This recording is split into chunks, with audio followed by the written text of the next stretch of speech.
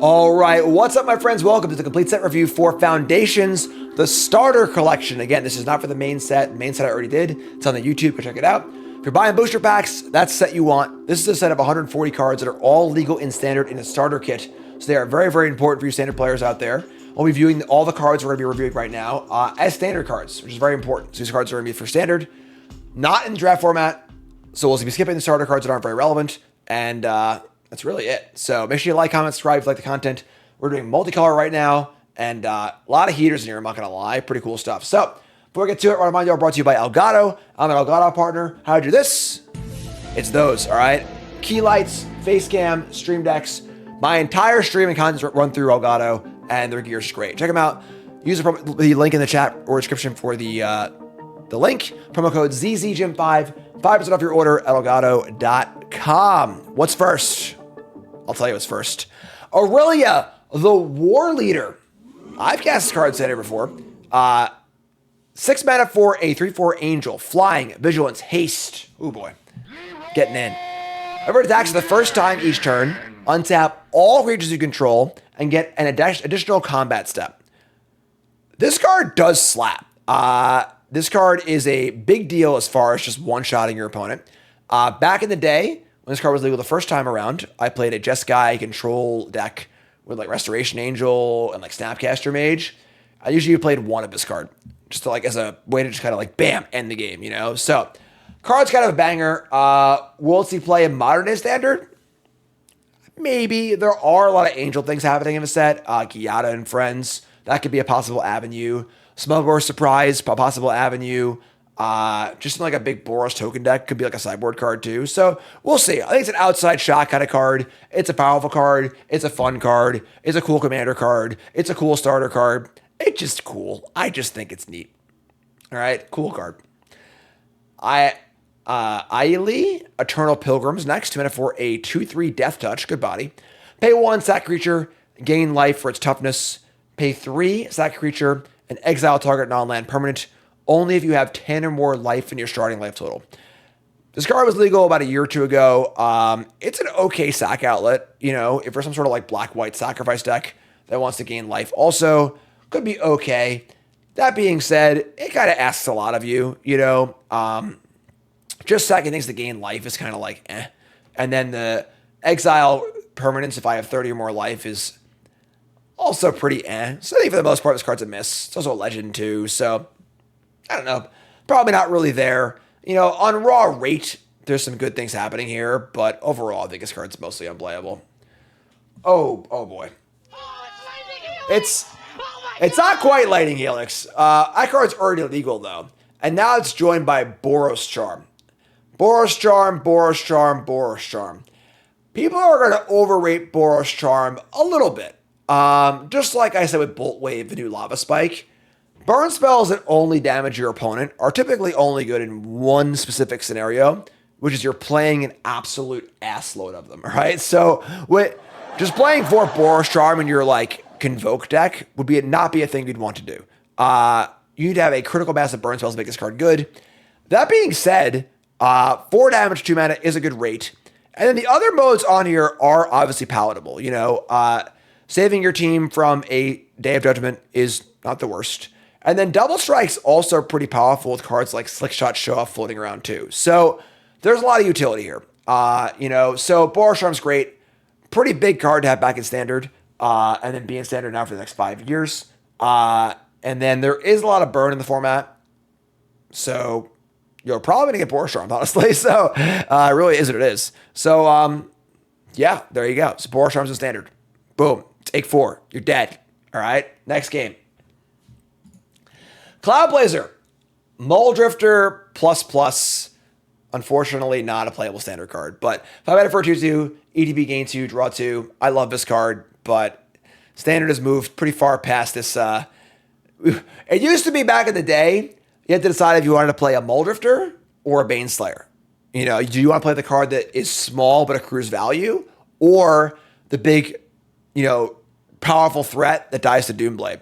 These days, we just get both. So, don't need this card anymore. Deadly Brew. 2 mana for sorcery. Sacrifice a creature. Sorry, each player sacks a creature. If you sacrifice a permanent this way, you may return another permanent card from your graveyard to your hand. Really, really finicky. Just not very good card. Obviously, you can break the symmetry a little bit. You know, I sack my guy that gets token. You sack your good creature. I get back another thing. But just too much. It's too much dancing around. Not enough raw power, I think. Maybe you can see play for like a sacrifice like in Golgari, but I don't think so. Drogskull Reaver. Before there was Dream Trawler, there was Drogskull Reaver. 5 mana for a 3/5, flying, double strike, lifelink. If you gain life, draw a card. So obviously, if this thing hits, you gain 6 and draw 2. That's pretty damn good. But you are getting a 3/5 flyer with no protection for 6 mana. That's not so good. So probably a good card to not have in the draft format at rare. But yeah, probably not good enough for standard either. If it was an angel, maybe, but Dryad Militant. I love this card. Hybrid green or white for a 2/1. If an instant or sorcery card would go to a graveyard, exile it. Just like kind of good against like, you know, Haughty Djinn or like Snapcaster Mage kind of stuff. It's cheap. You can play it in either color. It's a soldier, which is mildly relevant too.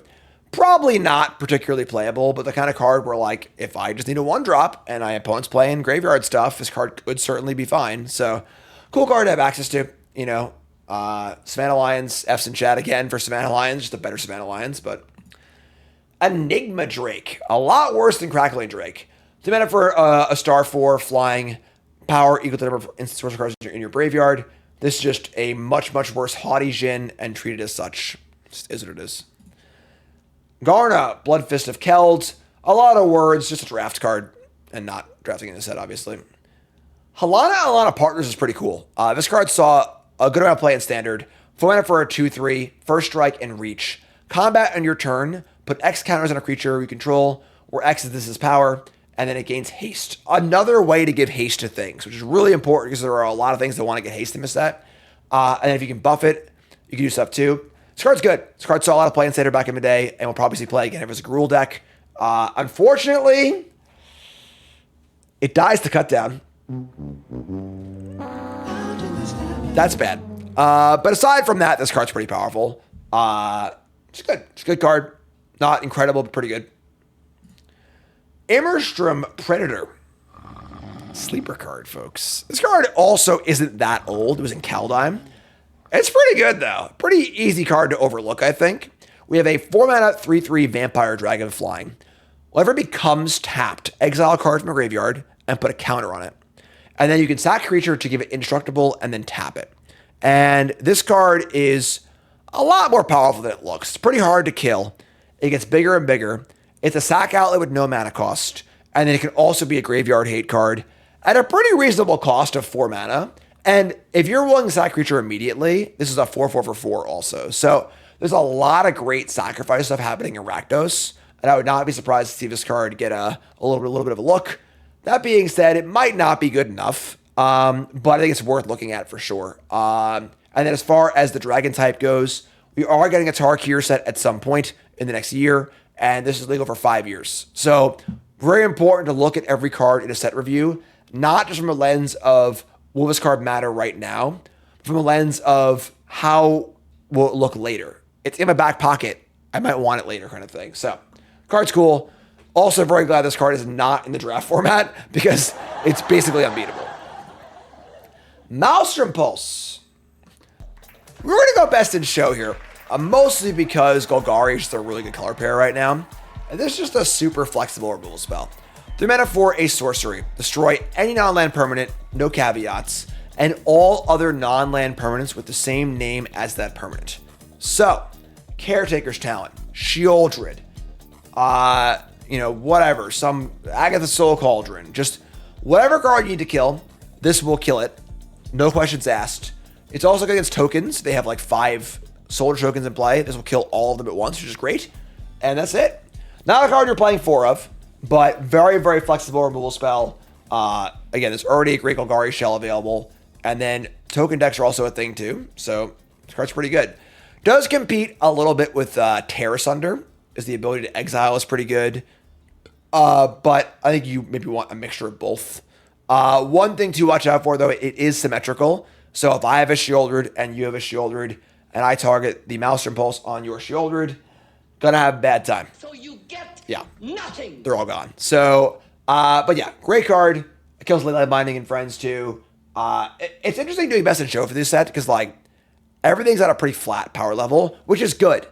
All right, these cards are legal for the next 5 years. You don't want Lightning Bolt in this set. You don't want Sunfall in this set, you know? So the awards are a little weird this set, but Mortify is next, and it's sort of like a worse Maelstrom Pulse. Killing a creature or enchantment is quite viable. 3-mana instant is also reasonable, but you can probably do better, honestly, these days, you know? So yeah, probably not good enough. Not the worst one to have in the back pocket, but Ovika Enigma Goliath. What a weird card to put in this set. This card's already in standard. It's in Albi one.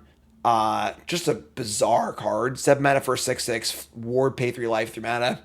Cast a non-creature, make some goblins. Mostly just feels like a way to teach new players about blue-red caring about spells, but this card's pretty bad.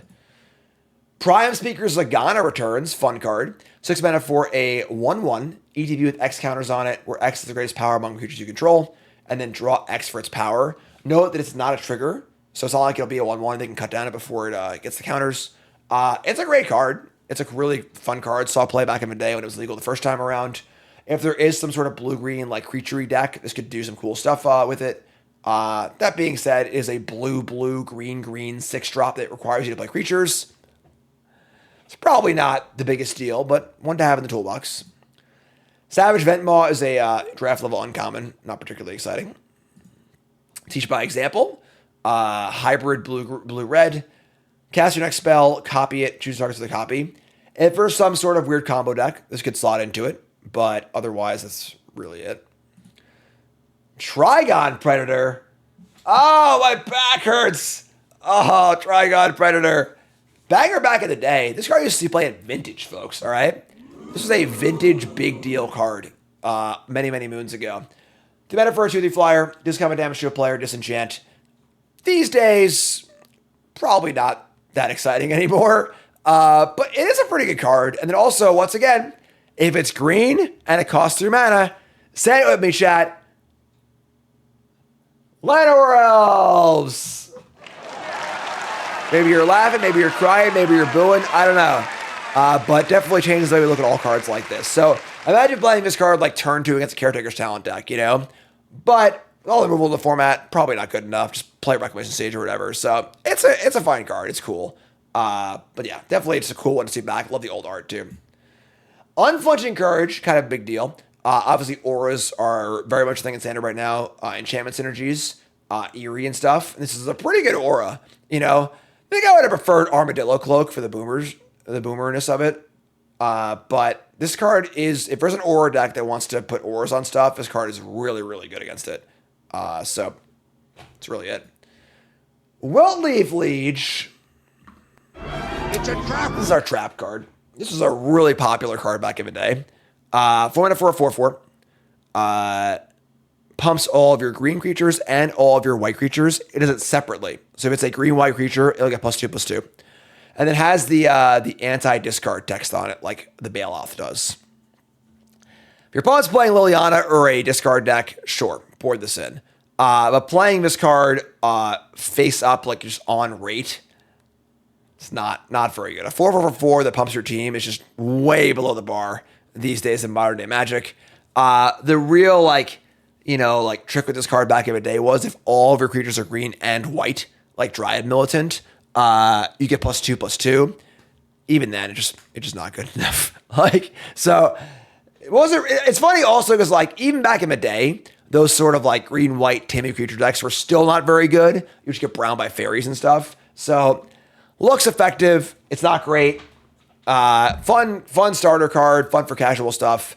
But yeah. So that's it for Multicolor. We got Best in Show's Maelstrom Pulse. Immersturm Predator is our sleeper card, and then our trap card is Wilt-Leaf Liege. Again, no Bombin Common, because there is no limited stuff happening in this set. We got 2 sections left. Colorless, and then Jumpstart. Like, comment, subscribe. Don't go nowhere. I'm going to keep pointing at you till you do it. I love you all. Thanks for watching. Let's go.